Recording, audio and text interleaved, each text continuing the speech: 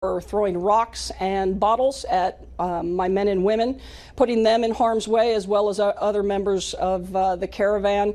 We needed to disperse the group, and with that assaultive nature, it was imperative that we disperse them from the area.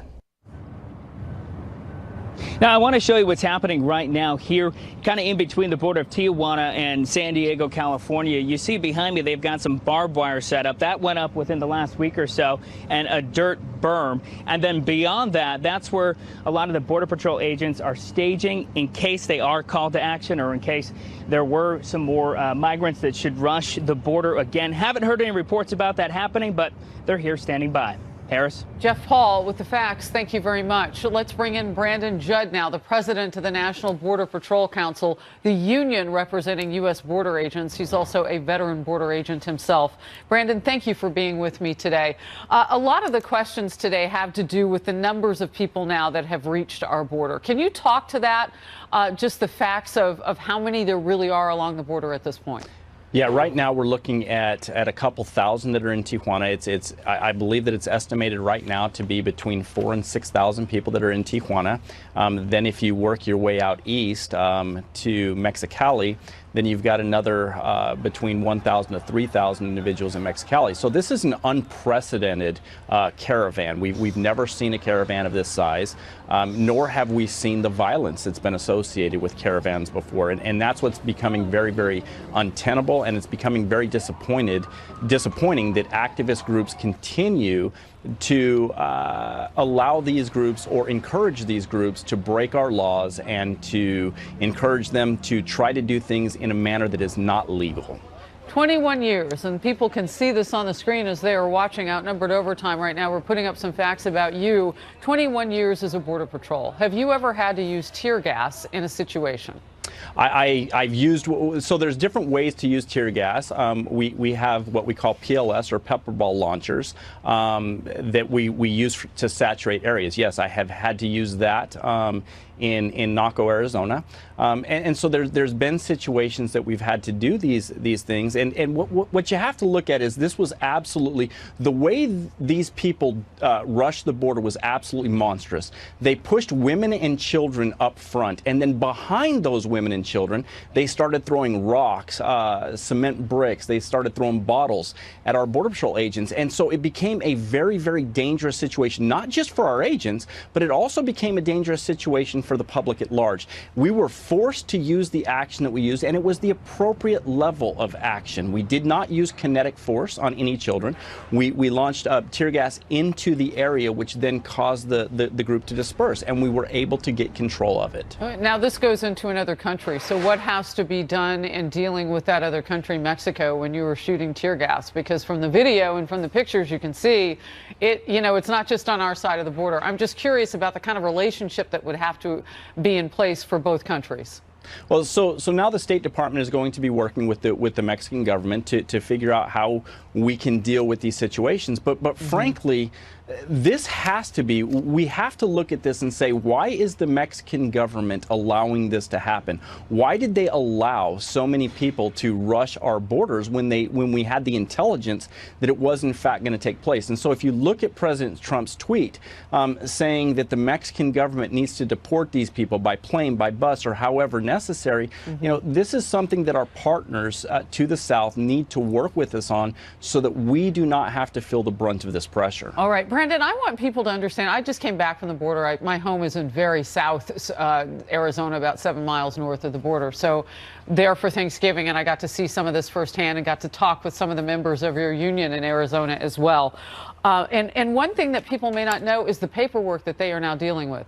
Yes, we see them along the border with people who are trying to get into this country either by asylum or illegally, and that happened over the weekend too.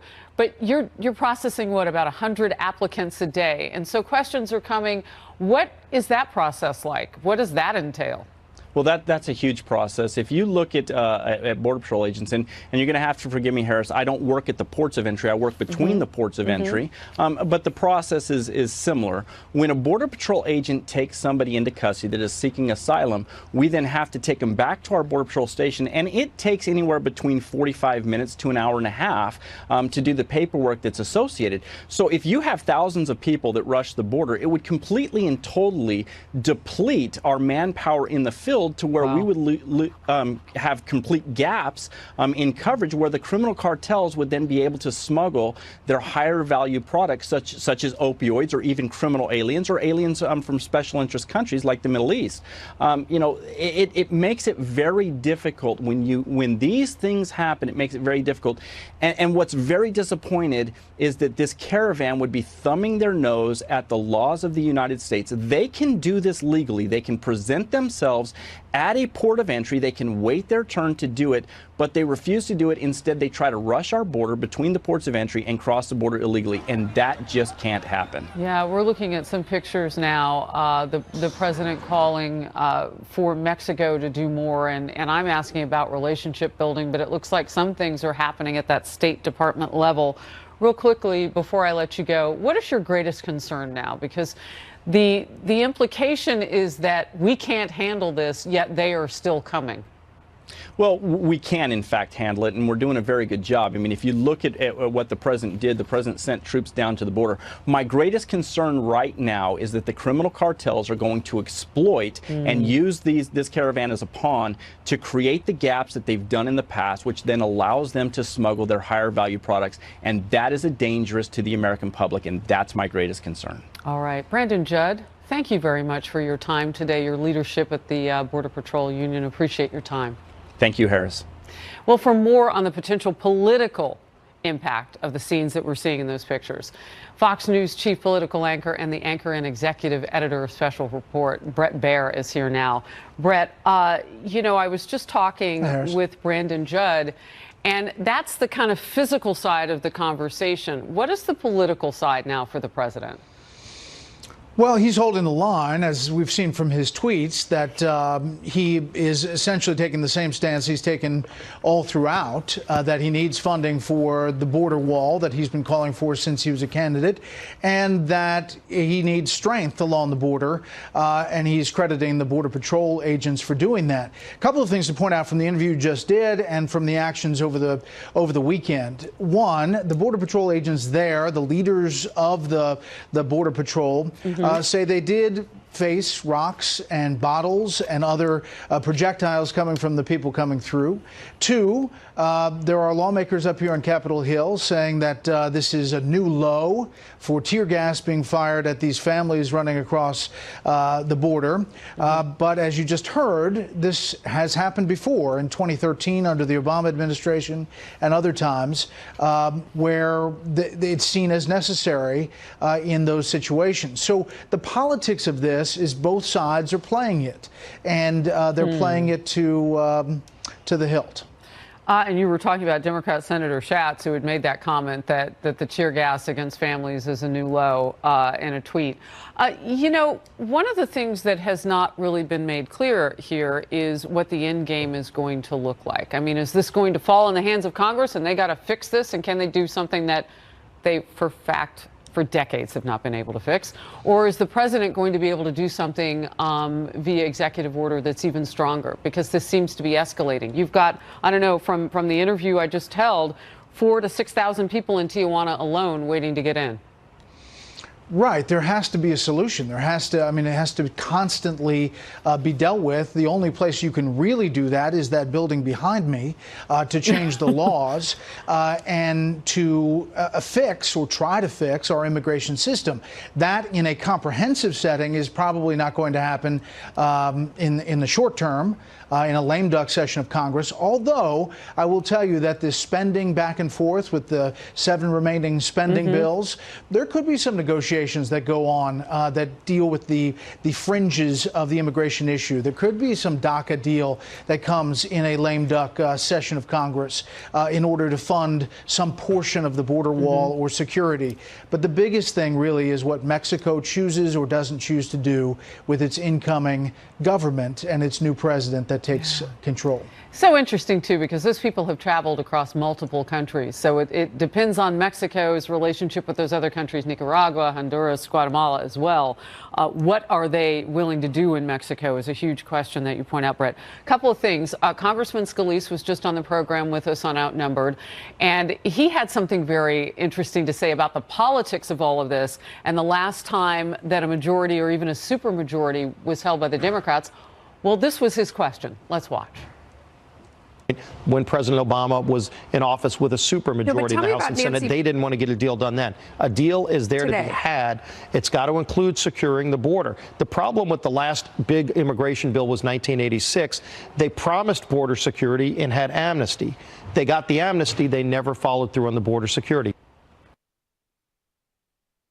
All right. It's an open question. We'll have to see how this plays out moving forward. But we are just a few days away from a possible partial government shutdown. And the president is promising to shut down the government if he doesn't get his border wall funding. Brett, where are we politically with this? Well, it's the early stages. You know, they're just getting back into town here. There's going to be a lot of horse trading that happens. You could have a number of scenarios, Harris. You could have the Freedom Caucus say, this is our last stand. This is where we make our stand on the border funding for the wall. You could have negotiations that I mentioned that bring in DACA. You could have a semi-punt that really gives the whole thing to Democrats to have to deal with, which would not be a great thing for the new incoming speaker, likely Speaker Pelosi. Well, and as Congressman Scalise, as we just watched, when Democrats had the power, even a supermajority, they couldn't get it done. I want to give you a last word. The other thing to think about in a lame duck session of Congress is you're dealing with the last Congress, this current Congress, as it finishes up. So whatever gets past the House in some kind of negotiation on these spending bills still has to get past the Senate. Remember, it's a Senate that looks different. It would still include Senator Flake from Arizona, Bob Corker from Tennessee, Joe Donnelly from Indiana, Claire McCaskill from Missouri. Whatever you have to get done, you have to get it through the Senate as it currently is structured, which is tough. How do the current images impact that conversation on either side of the political aisle is what we're watching. I know what I'll be watching at 6 p.m. Eastern. You on Special Report. Brett Baer, thank you. Harris. Have a good day. You too. Former Trump 2016 campaign aide George Papadopoulos set to begin his 2-week prison sentence today. This as President Trump is unleashing on the Robert Mueller investigation. Again, a live report ahead. Plus, House Oversight Chair Trey Gowdy now pushing for extra steps to avoid alleged selective leaking when former FBI Director James Comey testifies about his Russian contacts. President Trump is going after special counsel Robert Mueller, meanwhile, amid the Russia investigation, alleging conflicts of interest. Chief White House correspondent John Roberts is live for us with the latest on this. John, great to see you. Harris, good to see you as well, and good to have the information that he has reported to prison there in Oxford, Wisconsin, because I just moments ago during that break checked with the Bureau of Prisons. It's got a George Papadopoulos that is listed but says not in Bureau of Prisons custody.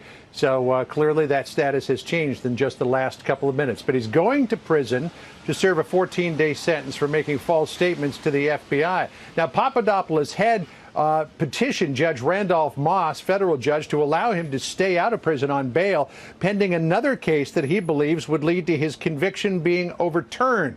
But Judge Moss denied the petition and said Papadopoulos had to start serving that 14-day sentence immediately. As Papadopoulos reported to jail, the president again going off on the Mueller investigation, this time over what he expects will be a forthcoming report on the Russia investigation. The president tweeting this morning, quote, when Mueller does his final report, will he be covering all of his conflicts of interest in a preamble? Will he be recommending action on all of the crimes of many kinds from those on the other side? what happened to Podesta in parentheses, and will he be putting in statements from hundreds of people closely involved with my campaign who never met, saw, or spoke to a Russian during this period?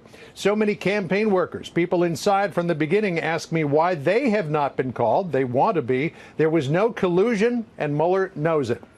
Now, yesterday, on one of the Sunday morning programs, Harvard Law professor Alan Dershowitz, who has sided with the president a lot in terms of legal opinions on Mueller, said that he believes the Mueller report, if and when it is produced by the special counsel's office, would be politically devastating for the president, though he doesn't expect that it would include any criminal charges. But other sources suggest that they don't know what Dershowitz is talking about, because it's not like the Mueller investigation is going to be made public. He's not going to release this from on high. The only person that he can give the report to is the interim attorney general, or the final attorney general, the new attorney general, if one is confirmed before the report is out.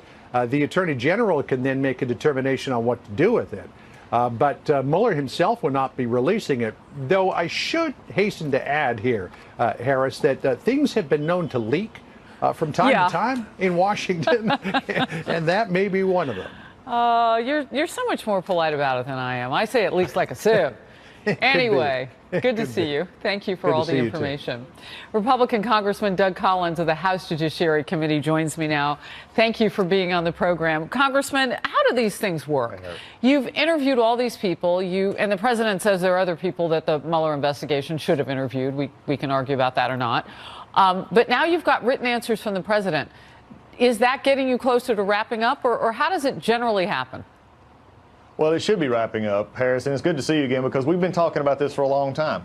What their investigation is needs to come to a landing. I think the control tower has called Mueller and said it's time to put this thing in for a landing. It's been going on way too long. It's been looking at areas in which the president has said there's no collusion. And all we have seen is the offshoots on this investigation. It's time for Mueller to bring this to a close, fix it up, and I think we're going to find exactly what the president said. There was no collusion, and let's move on. How would you like to see information released? You know, John Roberts and I were just talking about, usually things kind of leak in Washington, and you know, what should be made public? How should it go?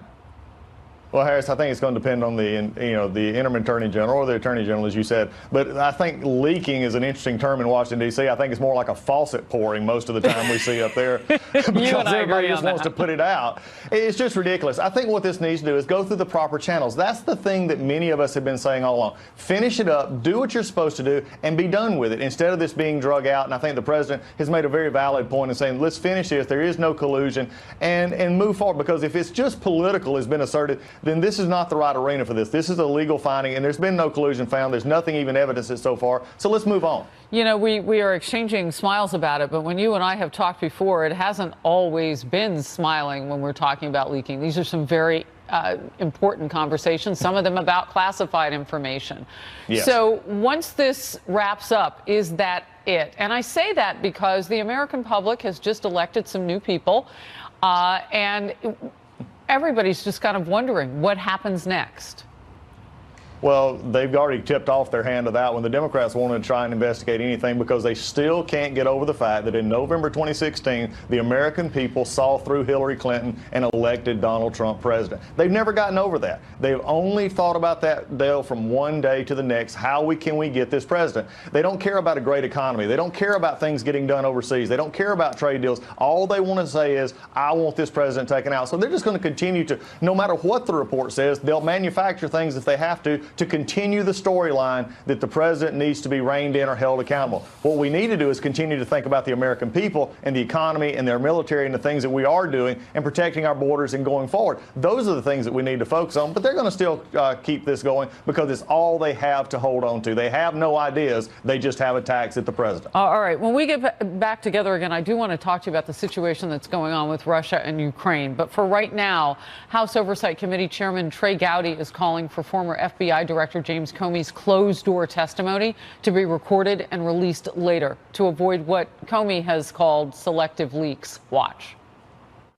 Leaks are counterproductive, whether Jim Comey's doing it, whether the FBI is doing it, or whether Congress is doing it. The remedy for leaks is not to have a public hearing where you are supposed to ask about 17 months worth of work in 5 minutes. I think the remedy is to videotape the deposition, videotape the transcribed interview.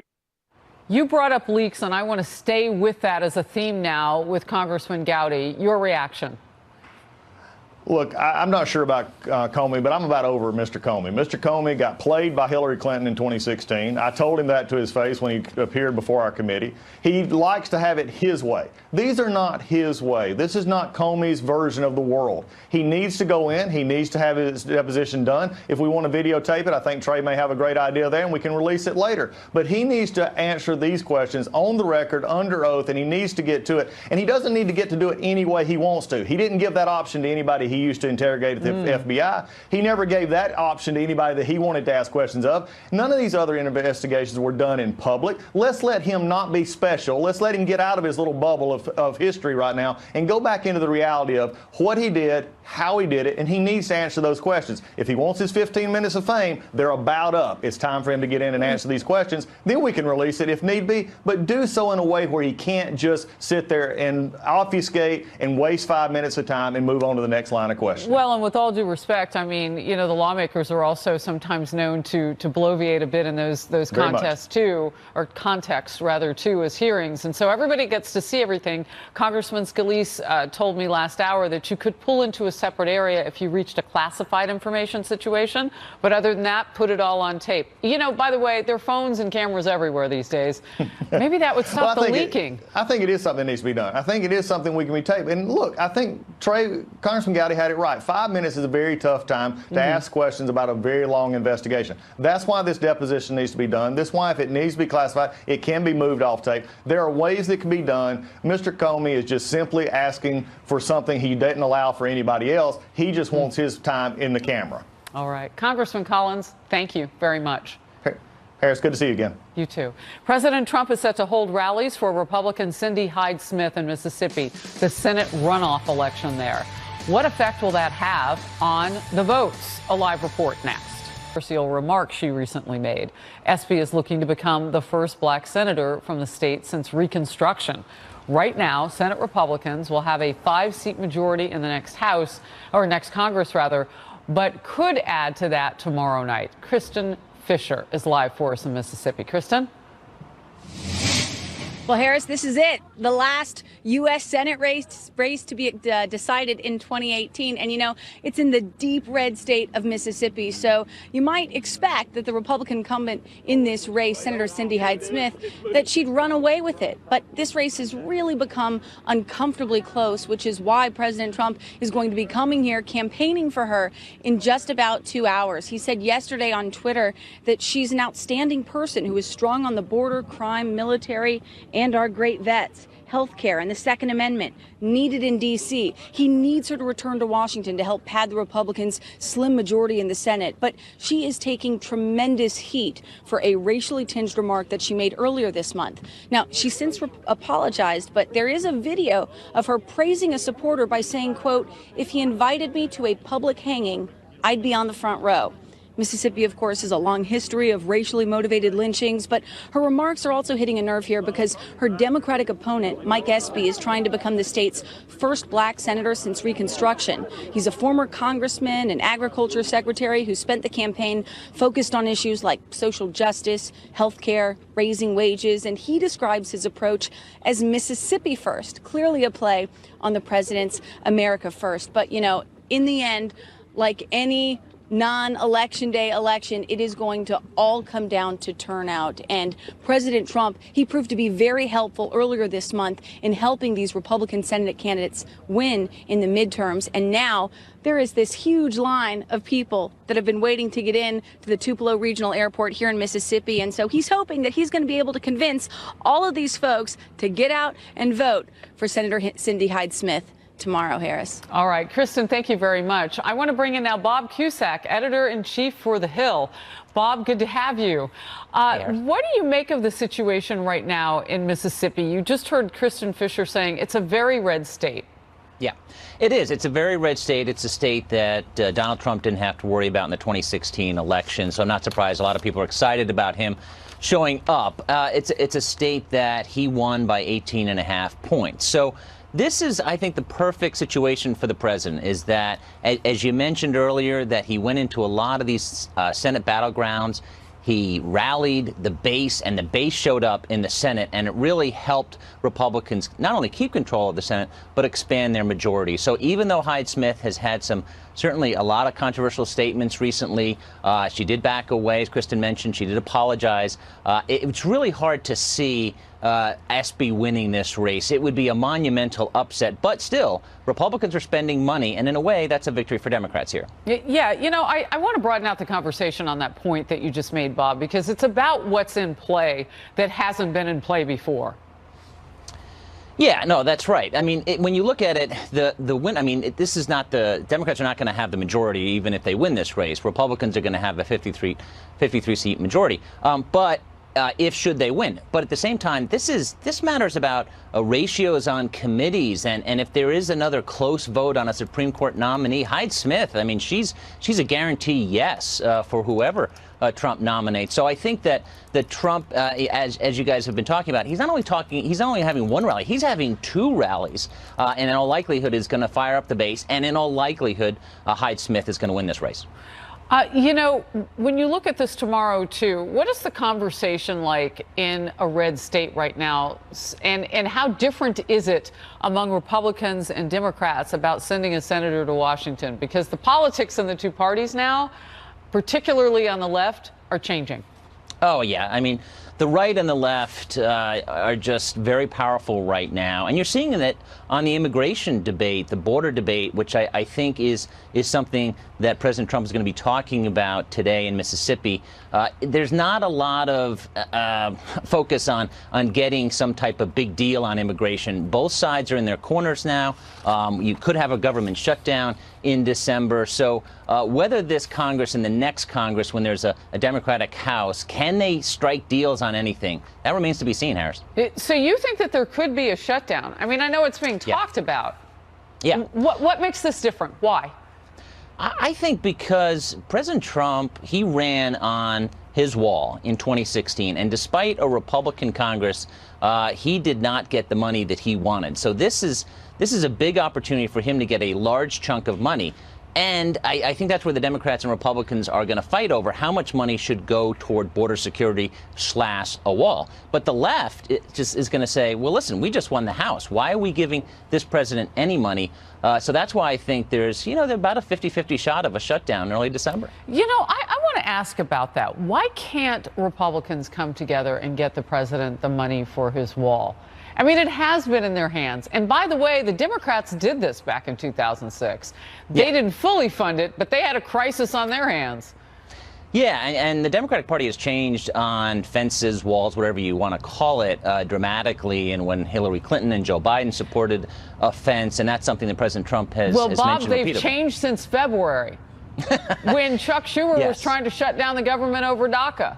Yes, and that's where a DACA for border wall, I don't see any deal happening anytime soon. But you're right, Harris. I mean, Republicans really weren't pushing the wall in the beginning of 2017, the beginning of 2018. Now Kevin McCarthy has legislation on it. There are a lot of Republicans, dozens, who have signed on to that. But now Democrats are in a different place politically, where their base is saying, don't strike any deals with Trump on anything.